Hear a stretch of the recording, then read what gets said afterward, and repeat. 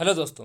Computer series में आपका एक बार फिर स्वागत है। एक कंप्यूटर का सीरीज जो दोस्तों एक फोर्थ नंबर का सेट है, प्रैक्टिस सेट नंबर फोर्थ है, जो प्रीवियस ईयर जितने भी एग्जाम में पूछे गए हैं, रेलवे हो गए, एसएससी हो गया, अन्य एग्जाम में भी पूछे गए हैं, जो हमारा झारखंड का एग्जाम भी है उसमें, जो भी पंचायत सचिव एग्जाम हुआ था उसमें जितने भी क्वेश्चन पूछे गए थे, ये सारे के सारे क्वेश्चन इसमें इंक्लूड किया गया है।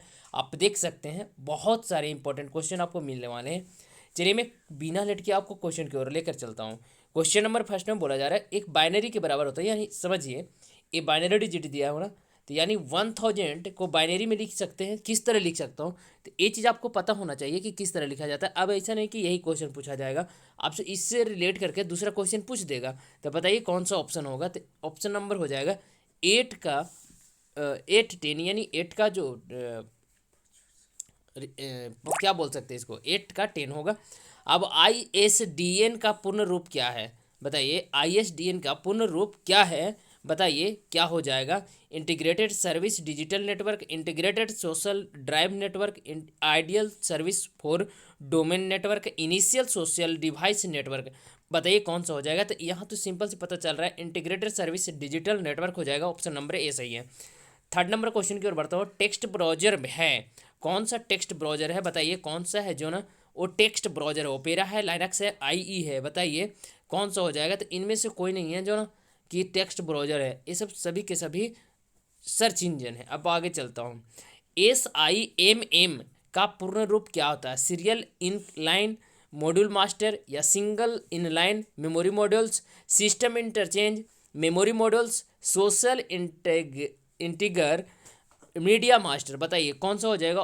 क्वेश्चन नंबर 4 का कौन सा ऑप्शन सही होगा, तो सिंगल इनलाइन मेमोरी मॉड्यूल्स हो जाएगा। SIMM का फुल फॉर्म याद रखिएगा।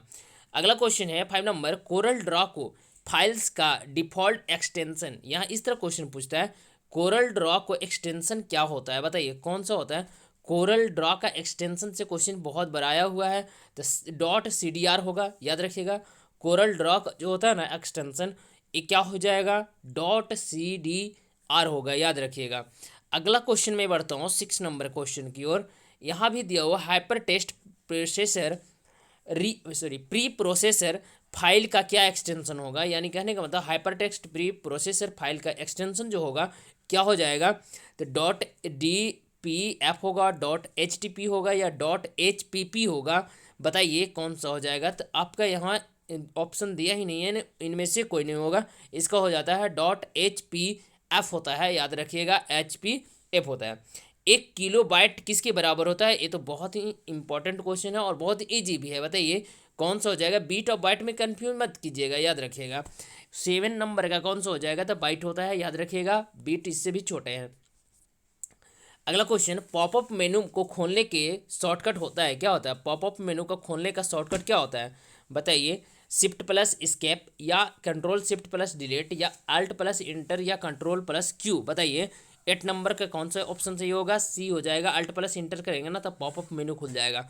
अगला क्वेश्चन है MS वर्ड 2003 में फॉन्ट साइज को बड़ा करने का शॉर्टकट क्या होता है, तो ऑप्शन नंबर ए हो जाएगा, यानी कि कंट्रोल प्लस शिफ्ट प्लस और ग्रेटर देन, यानी control plus shift plus greater than हो जाएगा, याद रखिएगा।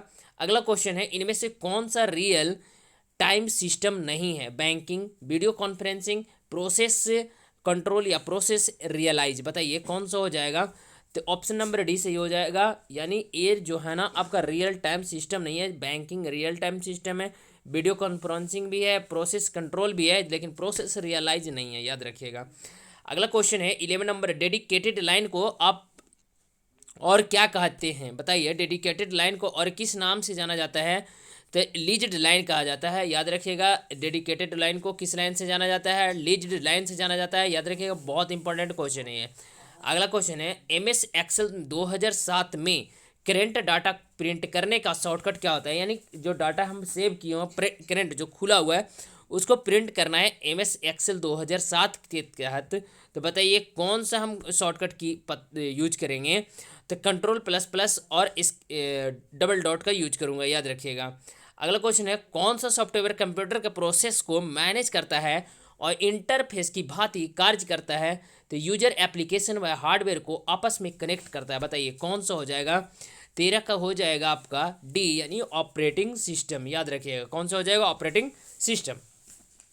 सभी शब्द कहीं ना कहीं स्प्रेडशीट सॉफ्टवेयर से संबंधित है। बताइए सिवाय इसके यानी किसके, एक इसमें से जो नहीं है ना वो स्प्रेडशीट सॉफ्टवेयर से संबंधित नहीं है। 14 का कौन सा होगा जो स्प्रेडशीट सॉफ्टवेयर से संबंधित नहीं है। तो वायरस ढूंढना जो है ना दोस्तों ये स्प्रेडशीट सॉफ्टवेयर से संबंधित नहीं है। अगला क्वेश्चन है 15 नंबर, ई कॉमर्स कंपनी को क्या सुविधा प्रदान करती है।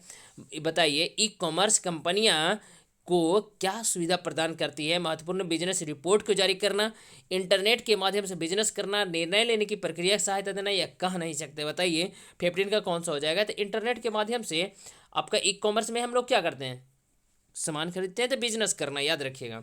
उस लॉजिक सर्किट का नाम बताइए जो बाइनरी नंबर को जोड़ सकती है। बताइए half adder, full adder, parallel adder या सीरियल एडर। बताइए कौन सा हो जाएगा। तब आपका पैरेलल एडर है ना जो बाइनरी नंबर को जोड़ सकता है। बाइनरी नंबर को जोड़ने का काम कौन करेगा, पैरेलल जो होता है ना एडर।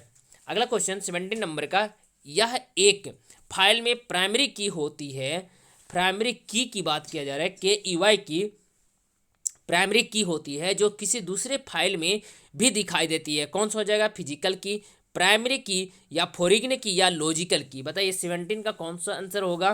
तो सी हो जाएगा फोरिग्न की होता है। क्या होता है, फोरिग्न की होता है जो प्राइमरी की होती है जो दूसरी फाइल में दिखाई देती है।